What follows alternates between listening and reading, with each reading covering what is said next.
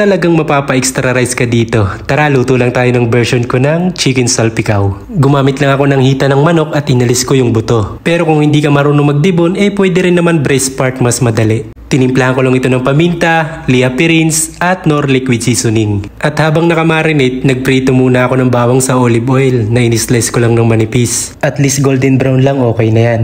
Maglagay ng garlic oil at iprito lang yung manok at least 5 minutes magkabilaan. Hanggang sa maging kulay brown na parang ganito. Tapos itabi muna natin.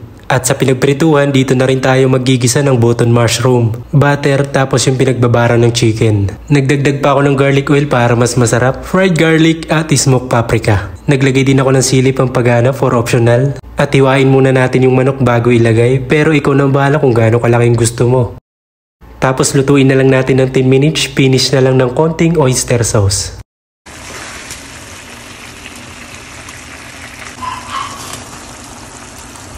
Ayan na guys! Kaya ano pang hinihintay mo? Subukan mo na. Sigurado kung mapapa-extra rice ka talaga dito.